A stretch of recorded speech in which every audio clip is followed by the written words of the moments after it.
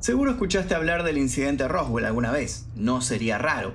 Por algo se lo considera el caso que dio vida a la ufología tal como la conocemos. Es un caso del que probablemente hayas visto unos cuantos documentales.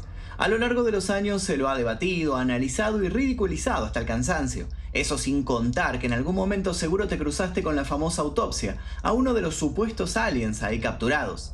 Se hizo y se hace mención a Roswell en diversas series y es innegable que la cultura popular se vio sacudida por la onda expansiva de aquel accidente acontecido hace ya casi 80 años. Sin embargo, muchos sostienen que el caso está desapareciendo lentamente del radar histórico. Hay extensos informes de aficionados que revelan datos por demás curiosos. Archivos reales, testimonios valiosos y pruebas que podrían ser contundentes han dejado de reproducirse. Se han perdido por negligencias o simplemente fueron objetos de atentados. Hay una expandida creencia por parte de los adeptos a las teorías de la conspiración de que alguien está haciendo lo posible para que dentro de un tiempo ya nadie hable de esto. Y no sería la primera vez que pasa, pero no nos adelantemos. ¿Por qué fue tan emblemático lo que pasó en Nuevo México a finales de la década del 40? ¿Qué importante rol tiene el contexto de aquella ciudad justo en aquella época? ¿Qué pasó entre la fecha en la que todo comenzó y 1978, cuando el caso se popularizó? ¿A qué se debieron esos años de extraño y sospechoso silencio?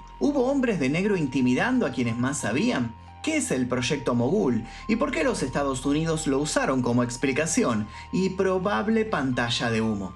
¿Estuvieron los rusos implicados en lo ocurrido? ¿De qué habla esa estrafalaria teoría que conecta todo con Mengele?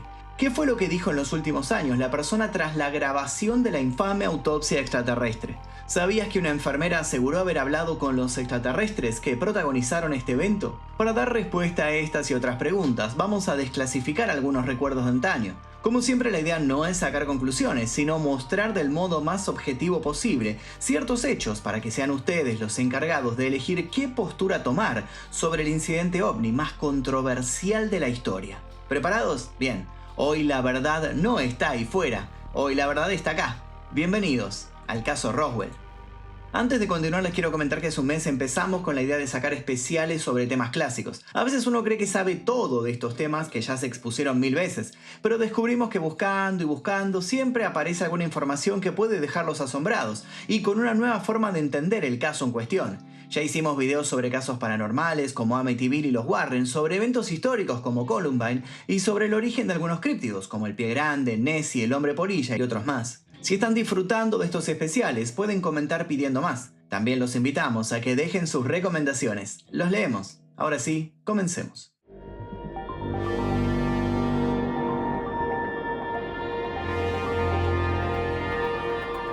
Roswell nunca fue un sitio cualquiera. Es imposible entender cómo se dieron ciertas cuestiones si no profundizamos en todo el contexto de la situación. La Segunda Guerra Mundial terminó en 1945, dejando no solo un mundo destrozado, sino a toda la humanidad sufriendo los embates de una enorme paranoia. El conflicto bélico parecía superado, pero la aparente paz se había alcanzado con una brutal demostración de poder. Las bombas arrojadas sobre Hiroshima y Nagasaki eran el nuevo terror para todos aquellos que seguían las noticias mordiéndose las uñas, sin saber en qué momento todo podía salirse de control entre los más poderosos del mundo. Pasaron 2 años y las cosas no habían cambiado mucho. Si bien la Guerra Fría aún no estaba en su esplendor y apenas había comenzado como tal, ya se había instaurado en el aire la noción del gran botón rojo. Ese temido botón un poco metafórico y un poco que no podía borrarnos del universo. Las corrientes artísticas ya empezaban a explorar este mundo posguerra mentalmente alterado. Los nuevos miedos eran el avance militar. El hombre se sentía solo y vulnerable, consciente más que nunca de la facilidad con la que podía ser barrido de la existencia. Y esta crisis, por supuesto, tenía diversos modos de manifestarse. Roswell, un pueblo del condado de Chávez en el estado estadounidense de Nuevo México, había abrazado el patriotismo con toda su fuerza. Más adelante Roswell crecería, tendría su propia universidad y sería el lugar de nacimiento de algunas celebridades como Demi Moore y Austin St. John, reconocido por ser el Power Ranger rojo original. Sin embargo, el Roswell de 1947 era un sitio muy diferente. Muchos de sus kilómetros cuadrados aún eran rurales, y ahí la gente llevaba una rutina adherida a fuertes valores tradicionales. ¿La razón? A solo 70 kilómetros de Roswell se encuentra el lugar donde se hicieron las primeras pruebas nucleares. Sí, Roswell estaba ligado de primera mano con el nuevo paradigma que regía la realidad. Y eso no es todo. En la base aérea de Roswell estaba destacado el escuadrón de bombarderos 509. Para quien no lo sepa, aquel escuadrón fue el encargado de lanzar sobre Japón las nefastas bombas que aún seguían aterrorizando a todos. Lisa y llanamente, por ese entonces Roswell era un sitio con alta influencia militar, un testigo silencioso de tiempos convulsos, donde los aviones no paraban de despegar y donde oscuras maniobras se llevaban a cabo en el desierto, lejos de la vista de los civiles. La gente de Roswell sabía que no debía meterse en lo que no lo llamaban. Creían que Estados Unidos estaba haciendo lo posible por salvar al mundo y consideraban que lo menos que tenían que hacer era entrometerse en los planes. Pero un día los problemas llegaron a Roswell. Para decirlo más claramente, los problemas parecieron caer del cielo. Lo que cayó del cielo. Con el tiempo se popularizó la idea de que el día previo a que el caos se desatara en esa porción del mapa, había habido una terrible tormenta con fuertes vientos, truenos ensordecedores y un diluvio que incluso habría arruinado varias plantaciones. Según lo que se sabe hoy día, es verdad que la zona fue abatida por las inclemencias climáticas, pero eso ocurrió unas semanas antes de que Mac Brazel diera un vuelco definitivo a la paz del lugar. Mac Brazel era el capataz de lo que se conocía como Rancho Foster, un lugar ubicado en las cercanías de Corona. Durante las noches de lluvia, Brazel se ocupaba de poner a resguardo a los animales que tenía a su cargo, siempre sin mayores contratiempos, ya acostumbrado a todas aquellas tareas que eran propias para alguien que vive en una zona rural. Sin embargo, según se supo después, semanas antes de que la policía lo retuviera, Brazel había visto algo mientras ataba a los caballos. Una especie de fogonazo se vio en el horizonte, al tiempo que un sonido apagado parecido a una explosión llegó hacia él. El asunto le llamó la atención, pero rápido supuso que había visto un rayo caer. Otras urgencias no tardaron en ocupar sus pensamientos y Mac Brazel se olvidó del asunto. Tarde o temprano el sol volvió a salir y el sujeto volvió a sus tareas habituales. Al menos por un tiempo. El 2 de julio Brazel observó cómo sus ovejas se movían siguiendo un camino que no era el de siempre. Para cualquiera esto hubiera sido un detalle más que insignificante, pero Brazel conocía a sus animales y sabía que las ovejas eran muy precisas con la ruta que todas las mañanas seguían. Así que se dispuso a descubrir el porqué del inesperado desvío. Subió una suerte de colina y fue entonces cuando los vio. Eran escombros y lo que parecían restos metálicos.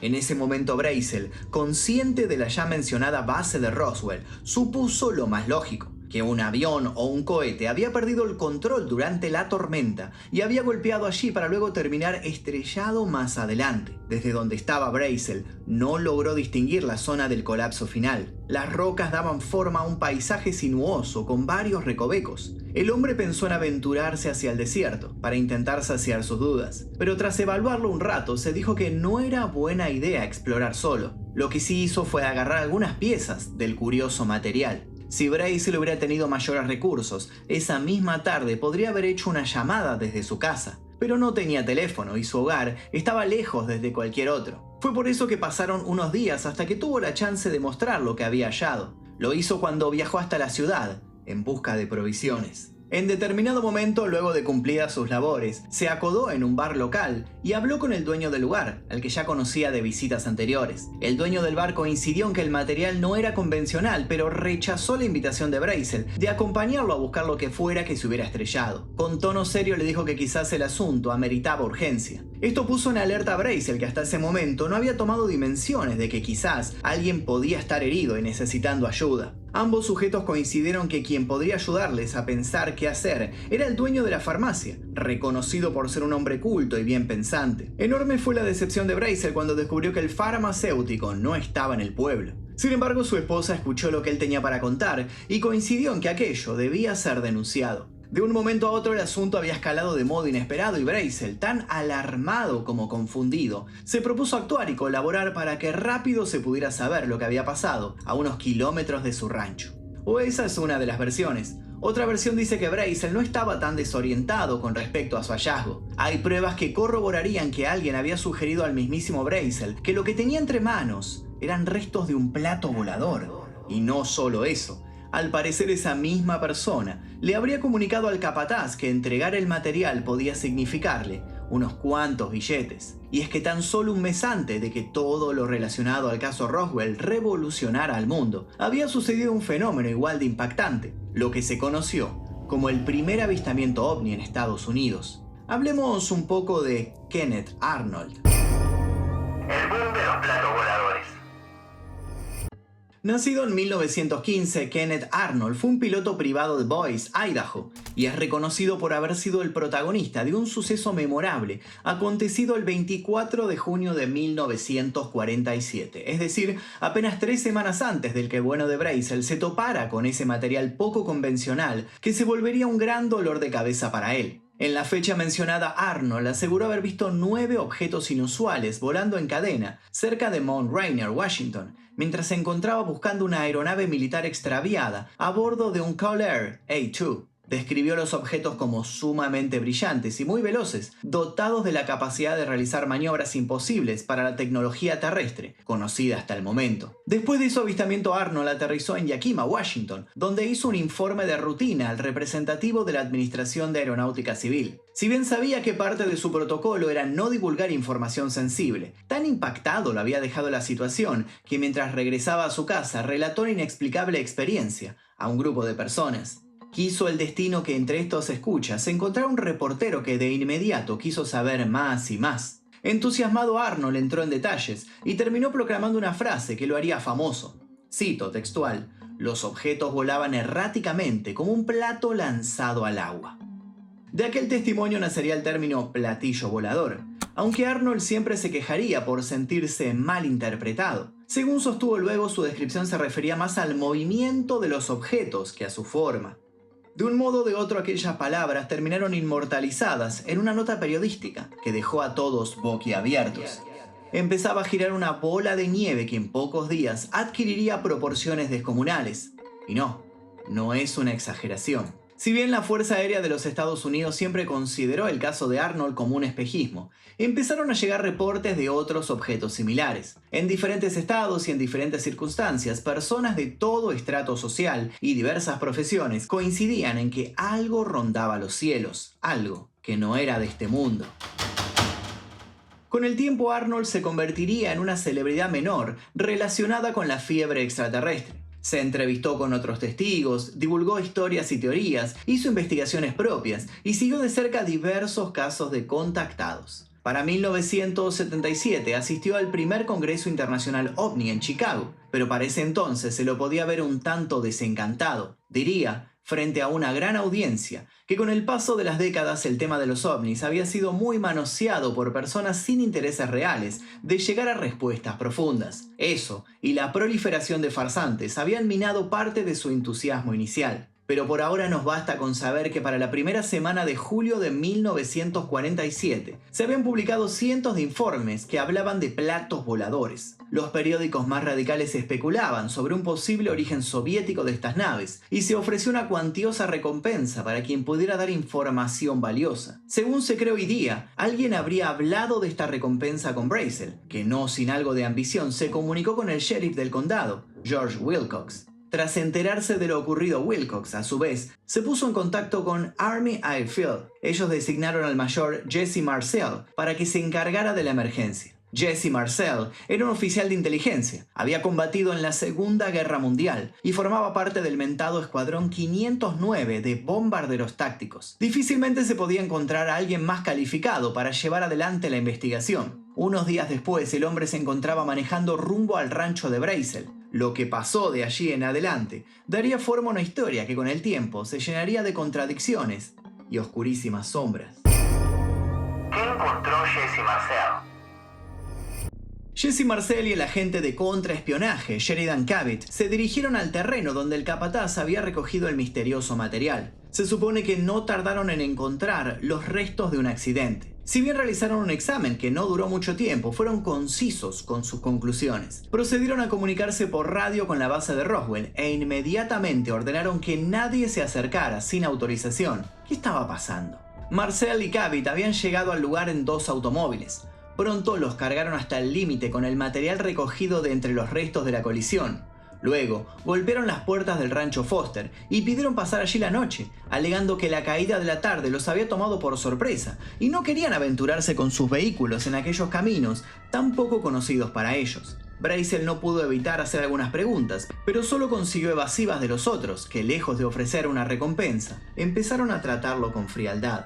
Al amanecer del día siguiente, la zona del accidente ya era un hervidero de personal militar. Brazel se enteró en ese momento que incluso él tenía prohibido acercarse más allá de los límites que los militares habían puesto en su propiedad. El hombre llegaría a ver entre indignado y perplejo cómo unos cuantos camiones eran cargados con cajas de madera. Tras dejar en claro lo que debía pasar y las reglas que debían seguirse, Jesse Marcel se marchó del sitio, por supuesta orden de sus superiores que lo precisaban en otro sitio. Como todavía llevaba el coche con algunos de los fragmentos del accidente, los mismos terminaron siendo vistos por su mujer y su hijo. El 8 de julio de 1947, el oficial de prensa de la base militar comunicó oficialmente y sin rodeos que se habían recuperado los restos de un platillo volador. El público en general no supo cómo tomarse aquello. Menos de 10 años antes, en 1938, el actor y director de cine Orson Welles había dado vida a un mítico programa de radio basado en el libro La Guerra de los Mundos. En dicho programa se había dramatizado la llegada de los extraterrestres a una granja norteamericana por medio de una lluvia de meteoritos. Todo se presentó como un ciclo de un falso noticiero, y no fueron pocos los que se entregaron al pánico y hasta llegaron a hacer las valijas para intentar alejarse de las supuestas zonas conflictivas. ¿Acaso lo que se estaba publicando en los periódicos era otra broma de estos calibres? ¿Alguien se estaba burlando? Las horas pasaron y el titular seguía ahí. Todos aguantaron la respiración al tiempo que otros medios del país reproducían la crónica igual de estupefactos. Docenas de periodistas fueron enviados hasta Roswell con la misión de que trajeran información fresca sobre aquel suceso. Un día después, el 9 de julio, la pequeña ciudad amanecía repleta de hombres y mujeres que iban de acá para allá con sus blocs de notas. Sin embargo, antes de que se pudiera hacer siquiera una pregunta, los militares salieron al cruce. Sin prisa pero sin pausa, el panorama se empezaba a volver cada vez más confuso. 30 años de silencio.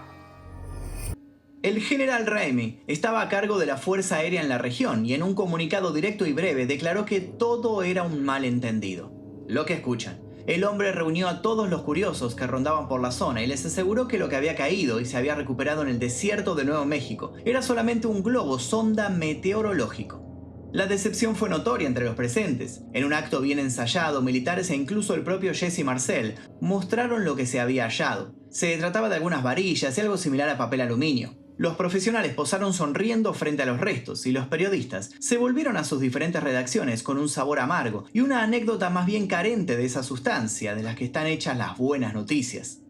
Esa misma noche Roswell volvió a ser el sitio tranquilo que siempre había sido, o eso parecía. Lo cierto es que muchas familias fueron visitadas aquella madrugada y las semanas siguientes. Dichas visitas eran hechas por hombres de traje o por militares. De un modo o de otro la intención era la misma. Con tono pausado y confidencial, les decían a sus interlocutores que debían olvidarse del asunto del globo meteorológico. Algunos quisieron insistir tímidamente en que las fotos que se habían mostrado no daban cuenta del material que realmente habían visto gracias a Brazel o Jesse Marcel. Según trascendería, los fragmentos de metal originales eran de color rosa o marrón claro y llevaban inscripciones indescifrables. Aunque más indescifrables eran las propiedades de dicho material. Había finas láminas que no podían romperse ni calentarse al fuego. Además, podían hacerse una bola con la mano y al soltarlas, retomaban su forma original sin mostrar ningún pliegue o arruga. Tanto insistió Brazel en este punto que fue detenido varios días en la base. Al salir repitió como un loro que se había equivocado. Su testimonio no parecía auténtico. Algo en su mirada había cambiado y pronto se volvió una persona aún más ermitaña de lo que ya era. Murió en la década del 60, antes de que el caso resurgiera, llevándose consigo detalles valiosos. Recordemos ahora algo que ya mencionamos. Ser una ciudad cuasi militar les había enseñado a los habitantes de Roswell a ser respetuosos con las instituciones. El contexto político-social también los había acostumbrado a sentirse en inminente peligro, por lo que nadie hizo preguntas extra. Si la gente de poder decía que mejor olvidarse del asunto, lo mejor era hacerles caso. Y si decían que lo del desierto había sido un globo, eso había sido. Aunque estuvieran muy convencidos de que las fotos del globo nada tenían que ver con lo hallado por Brazel. Ayudó a que la historia del plato volador se desvaneciera el hecho de que unos días después se describiera un episodio similar de Twin Falls. Cuando se comprobó que el mismo había sido generado por 4 adolescentes aburridos, un manto de escepticismo lo cubrió todo. Y así Roswell quedó olvidado por un extenso periodo de tiempo. 30 años para ser más exactos. 30 años en los que dejó de mencionarse y pasó al olvido. Luego, las dinámicas históricas trajeron nuevos paradigmas. Sin ir más lejos, tras el asesinato de John F. Kennedy en 1963 y el escándalo de Watergate, la confianza en el gobierno estadounidense disminuyó y la aceptación de las teorías conspirativas se generalizó. Por ese entonces, los creyentes en ovnis acusaron al gobierno de un Watergate cósmico. Era la edad dorada de la ufología, la etapa perfecta para abrir viejos archivos. De a poco el incidente de 1947 fue reinterpretado para ajustarse a la nueva perspectiva del público. Roswell empezó a volver a asomar entre sus propias ruinas y en 1977 el físico nuclear Stanton Friedman retomó las viejas pistas que habían quedado olvidadas. Lo que reveló su trabajo sería la base sobre la que se construiría la leyenda, y es así como nuestra historia vuelve al principio. El caso se reabre. Stanton Friedman no se anduvo con vueltas, y lo primero que hizo fue encontrar a Jesse Marcel. Era 1978 y en una entrevista icónica Marcel aseguró que la explicación del globo meteorológico de la conferencia de prensa había sido lo que se conoce como pantalla de humo. El hombre incluso se mostró ofendido por cómo habían tirado por tierra su reputación. Un sujeto experimentado como él jamás hubiera confundido un globo meteorológico con otra clase de cosa. Sabiéndose más avalado, Marcel se mostró colaborativo con las investigaciones alternativas que comenzaron a surgir, lo que lo puso en el centro de la mira. ¿Acaso estaba aprovechando sus segundos de fama para encabezar algún documental? ¿Buscaba sacar rédito económico a una historia inventada? ¿O realmente luego de 3 décadas estaba pudiendo decir las cosas que nunca le habían permitido decir? Las aguas se abrieron en ese momento. Los hijos de Marcel también prestaron su voz y ninguno se contradijo al respecto. Hacía unos cuantos años en el pasado, su padre les había mostrado un material único en su especie, algo que no parecía fabricado por humanos.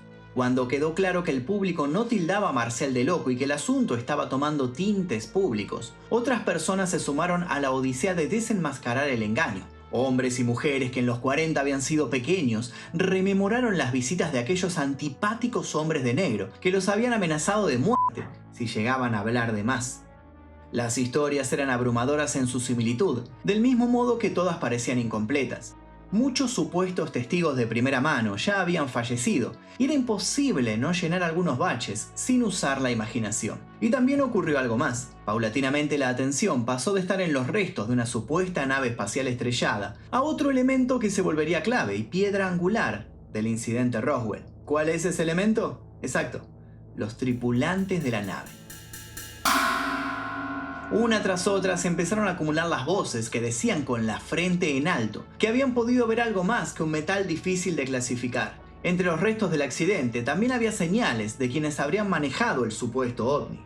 Otra vez sucedió que personas que no tenían contacto entre sí dieron descripciones escalofriantemente parecidas. Resulta que por mera casualidad un grupo de individuos llegó a ver el sitio del impacto poco antes de la llegada de los militares. Entre ellos estuvo la familia Anderson, que pasaba por Roswell rumbo a Socorro, un grupo de chicos que paseaban en bicicletas y un grupo de estudiantes de arqueología que estaban revisando un asentamiento indígena. Para unos y para otros el paisaje fue el mismo. Había un objeto de 8 o 9 metros de diámetro incrustado en la ladera. El mismo estaba casi partido en dos. Lo más terrible era que alrededor había pequeños cuerpos tirados. Se notaba que se trataba de seres que estaban muertos o gravemente heridos. Si eso no fuera suficiente, en determinado momento vieron a una nueva figura. A diferencia de las otras, la misma estaba de pie. Parecía aturdida y se notaba que no sabía cómo hacer para ayudar a sus compañeros. Las descripciones hablan de seres de no más de 1,20 m vestidos con un traje, ceñido de una sola pieza. Sus rasgos eran de lo más impresionante: cabeza grande, ojos enormes y ausencia de nariz u orejas, tal como la conocemos. Sus dedos eran largos y delgados. Antes de que los testigos atinaran a ponerse de acuerdo sobre cómo actuar, un convoy de vehículos camuflados había rodeado la escena y los había alejado, no sin antes tomarle los datos personales y augurando una próxima visita que se llevaría a cabo, como vimos, en las próximas horas. Aquella nueva información prometía poner todo patas para arriba. Para publicarla, Friedman le pidió colaboración a su amigo de la infancia y autor William Bill Moore, quien a su vez contactó al reconocido autor paranormal Charles Berlitz. De esta triada surgiría el primer libro del caso Roswell, un libro por demás polémico que no tardaría en convertirse en todo un hit literario. Sin embargo, para ahondar en los entretelones de cómo el incidente caló en la cultura popular, hagamos un repaso sobre quiénes eran estos autores. Hay algunos detalles de sus biografías que son trascendentes para esta trama. El primer libro sobre Roswell. Charles Berlitz nació en Nueva York el 20 de noviembre de 1914. Era políglota y nieto del fundador de las academias de enseñanza de idiomas, Berlitz Language Schools. En sus primeros años trabajó en la empresa de la familia y participó en la redacción de cursos de lenguaje. Luego se graduó en la Universidad de Yale con honores y estuvo 13 años en el ejército de los Estados Unidos, principalmente en la rama de espionaje. Su futuro en ese ámbito era más que prometedor, sin embargo Charles se haría reconocido por otras cuestiones. Sus años de contactos con militares lo habían acercado a diversas historias, muchas de ellas extrañas. Charles rápido se obsesionó con estos relatos y se volcó a la escritura de divulgación. Sus libros sobre fenómenos paranormales fueron bien recibidos desde el principio, pero recién en 1974 Charles se terminaría de convertir en un autor de culto al lanzar una obra que vendería la para nada despreciable cantidad de 20 millones de ejemplares. ¿Cómo se llama el libro? El Triángulo de las Bermudas.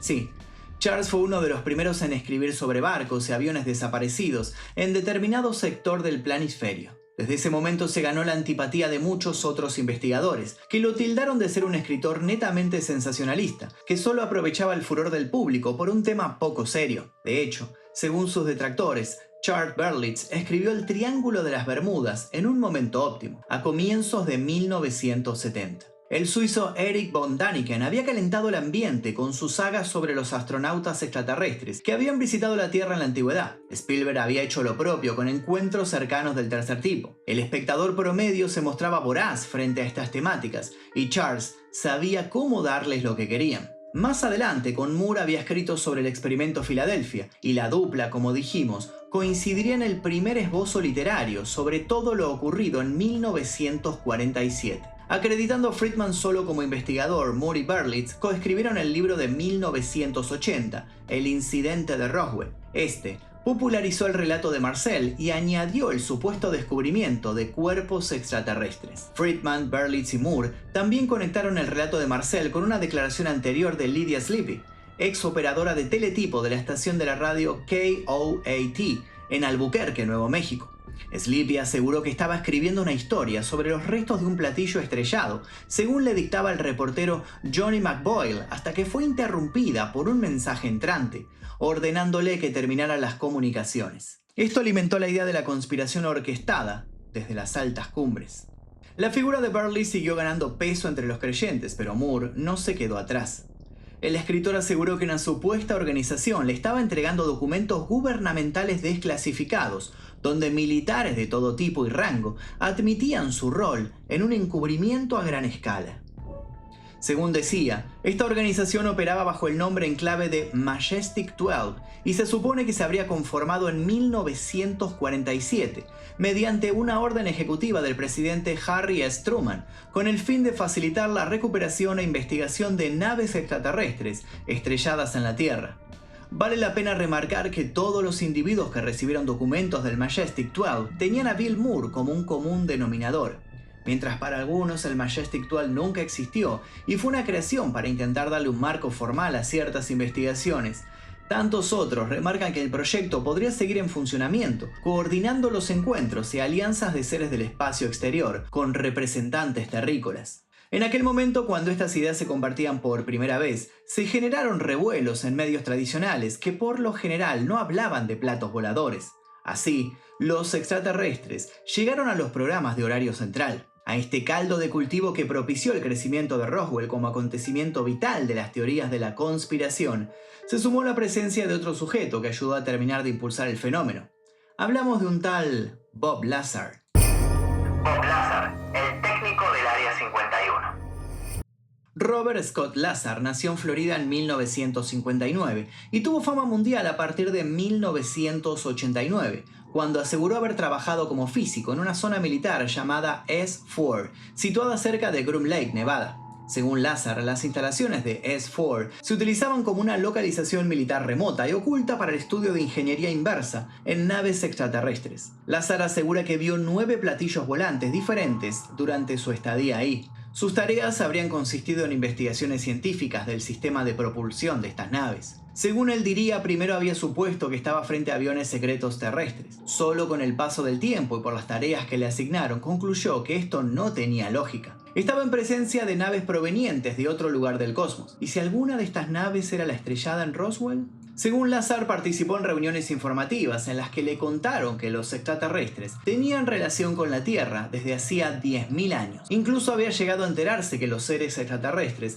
provienen del sistema binario de estrellas Zeta Reticuli. Lazar se paseó por los sets de varios entrevistadores, siempre repitiendo la misma historia. Hoy día el sujeto trabaja en United Nuclear, una compañía de suministros con base en Lawrenceburg, Michigan. Esta empresa vende una variedad de materiales, incluyendo minerales radiactivos, imanes, curiosidades como el aerogel y diversos químicos. United Nuclear afirma tener más de 300.000 clientes satisfechos, incluyendo organismos públicos, escuelas y científicos amateur. Sin embargo, es también una empresa con un extenso historial de problemas legales por mal manejo de sustancias peligrosas. Y no solo eso. En 1990, Lazar fue arrestado por ayudar e instigar a una red de prostitución, y las dos universidades de las que afirma haber obtenido títulos no tienen ningún registro sobre él. Del mismo modo, Lazar nunca ha podido mostrar documento alguno que acredite que ha trabajado para el gobierno estadounidense. El consenso de los escépticos es que se trata de un mitómano y un fabulador. Sin embargo, muchos creen que puede ser una fuente clave para saber qué pasó con las naves que habrían sido levantadas de Roswell. Viendo que el tema seguía candente y lejos de extinguirse, Stanton Friedman publicó en 1992 Crash at Corona, en coautoría con Don Berliner. El libro introdujo nuevos testigos y amplió la narrativa de Roswell. Según aquellas páginas, el incidente habría implicado a 2 naves y 8 aliens en total. No quedaba duda de que todo se estaba yendo de las manos. Por eso, en 1994, cuando se estaba por cumplir 50 años del episodio, el gobierno de los Estados Unidos decidió realizar algunas desclasificaciones y contar su verdad. Arrancaron por confirmar que efectivamente habían mentido con lo del globo meteorológico. La pregunta era, ¿por qué? ¿Qué los había llevado a mentir? ¿Habían encontrado una nave espacial como siempre se había dicho? No, la respuesta era menos espectacular. Todo era, según ellos, parte de algo denominado Proyecto Mogul. El polémico Proyecto Mogul. A finales de los años 40, la Unión Soviética todavía no había detonado su primera bomba atómica, pero era evidente que iban a lograrlo pronto. Como el territorio soviético era inmenso y Estados Unidos todavía no había creado los aviones espía de gran alcance como el U-2, ni mucho menos satélites espía, fue necesario improvisar algo con la tecnología ya disponible. Así nació en 1947 el Proyecto Mogul. El mismo pretendía utilizar globos capaces de alcanzar grandes alturas para recabar información sobre las pruebas atómicas de la Unión Soviética, escuchando el sonido de las explosiones. Como el espionaje de este proyecto se basaba en el sonido, los globos tomaban datos de la capa ubicada en la troposfera y la estratosfera, dado que la misma actúa como un conductor acústico de alcance planetario. Por lo tanto, si los soviéticos lograban detonar una bomba atómica, se les podría escuchar desde cualquier lugar del mundo. Los globos llevaban paneles reflectores de onda radar para facilitar su rastreo y se lanzaban desde Alamogordo a 160 kilómetros de Roswell. El diseño se demostró útil para otros objetivos de naturaleza científica, y los globos Mogul también se usaron para experimentos relacionados con los rayos cósmicos. Los datos desclasificados del Proyecto Mogul parecían confirmar que el objeto misterioso que se había estrellado cerca de Roswell el 2 de julio de 1947 había sido el globo Mogul número 4, que había sido lanzado el 4 de junio de 1947. Se supone que fue el excesivo secretismo sobre este proyecto lo que provocó la serie de ocultamientos y contradicciones que habrían derivado en el famoso incidente OVNI. Pero ¿cómo explicar el tema de los cuerpos? Para esto hubo 2 teorías. La primera indicaba que muchos de esos globos llevaban maniquíes en su interior, muñecos de prueba que buscaban analizar el efecto en posibles soldados que se embarcaban en este globo. Otra teoría habla de globos tripulados por personas de pequeña estatura. ¿Tenía sentido esto? ¿Entonces el gobierno había tapado todo para ocultar que estaban espiando a la Unión Soviética? La explicación, si bien echaba por tierra todo el mito OVNI, parecía convincente en varios sentidos. Que el Proyecto Mogul fuera ultra secreto explicaba por qué aviones expertos no habían reconocido lo que habían visto. Sin embargo, muchos miraron desconfiados esta versión. Si bien la misma daba una justificación lógica para el accionar de las autoridades, no terminaba de cuajar con la gran cantidad de testimonios recolectados. ¿Acaso todos habían mentido movidos por un pánico colectivo o el ansia de 15 minutos de fama? ¿A eso podía resumirse todo?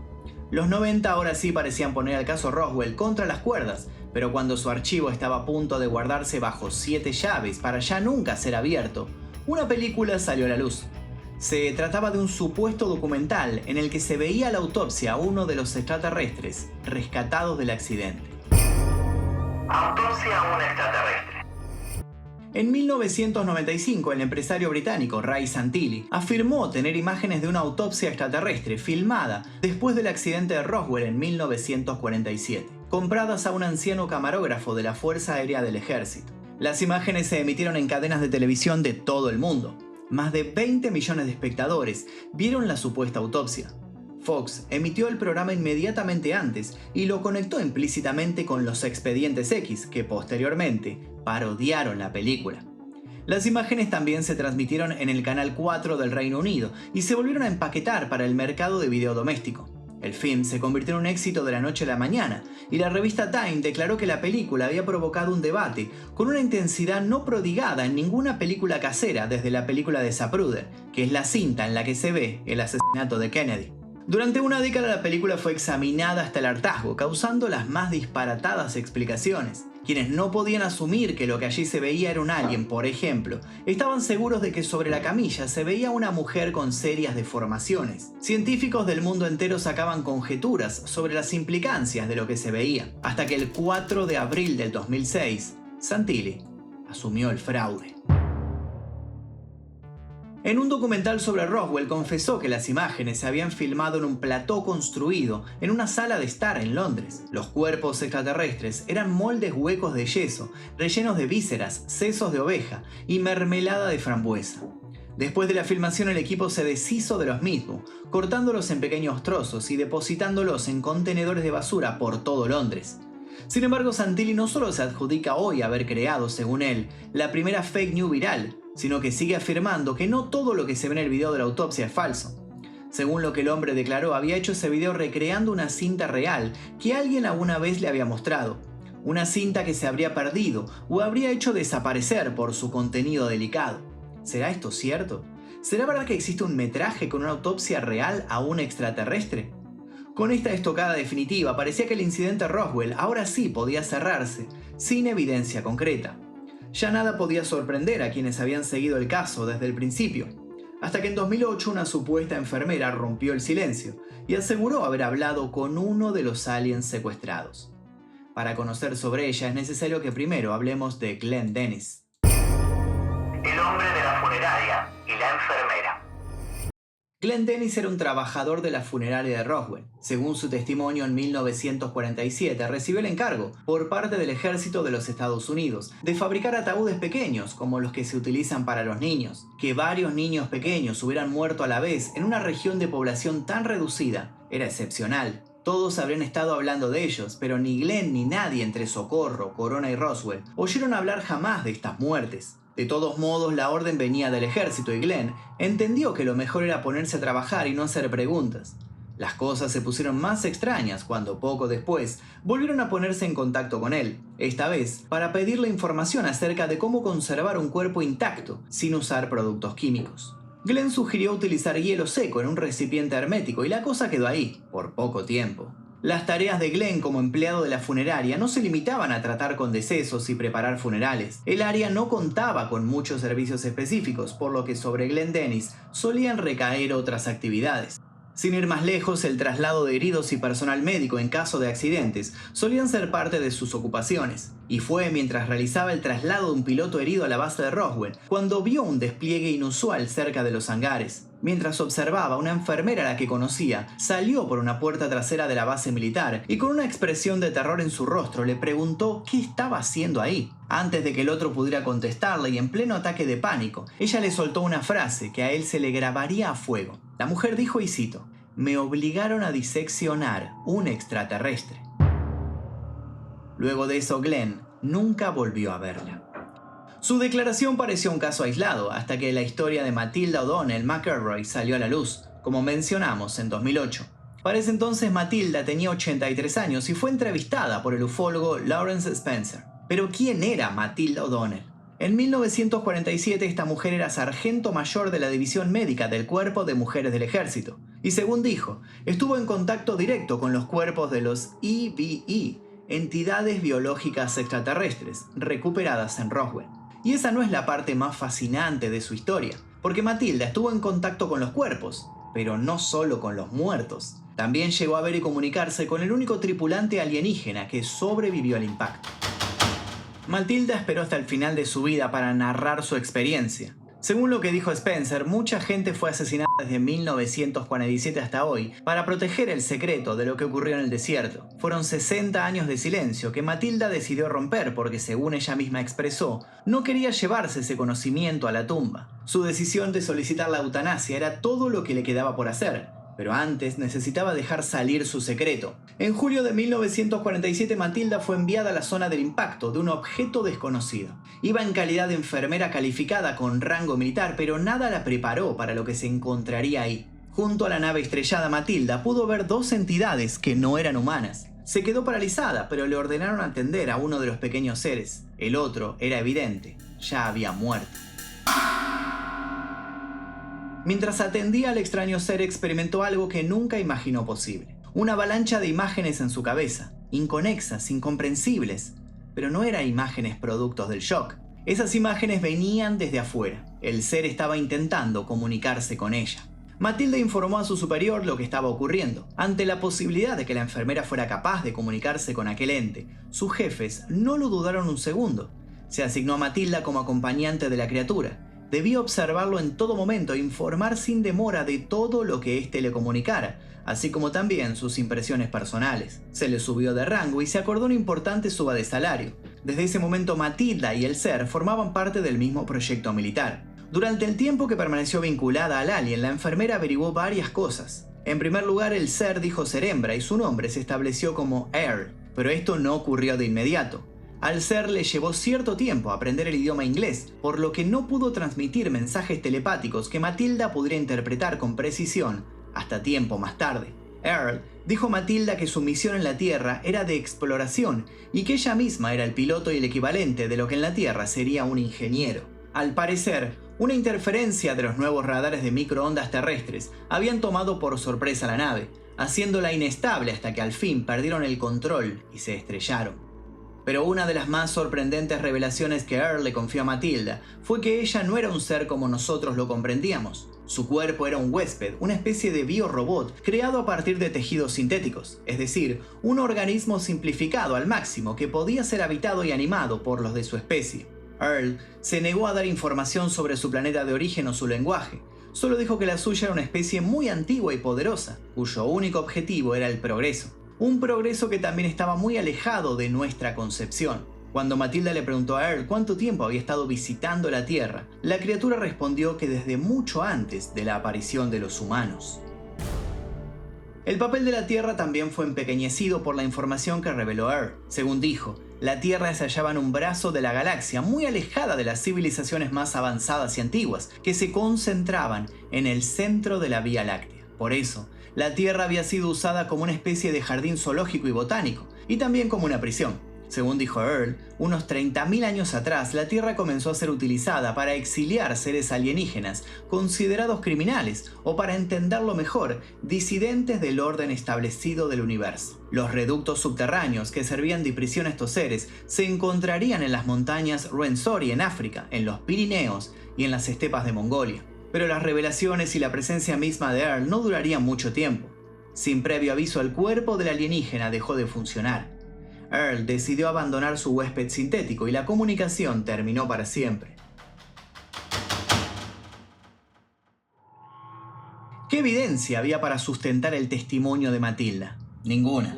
Se puede elegir creerle o tomarla como una mentirosa o delirante, aunque no tan delirante como la periodista Annie Jacobsen, que en 2011 publicó un libro llamado El Área 51, una historia sin censura de la base militar ultrasecreta de los Estados Unidos. Allí la autora presentó supuestos documentos que afirmaban que el médico nazi Joseph Mengele había sido reclutado por el líder soviético Joseph Stalin para producir aviadores grotescos del tamaño de un niño para causar histeria.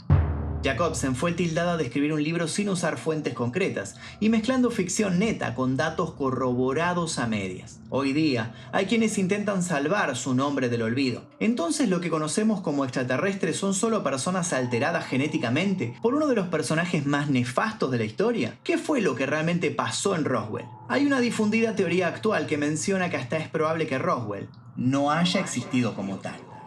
Hay investigadores convencidos de que la historia de Roswell en realidad es un plagio de otra historia que habría ocurrido casi en simultáneo. Casos que inspiraron Roswell.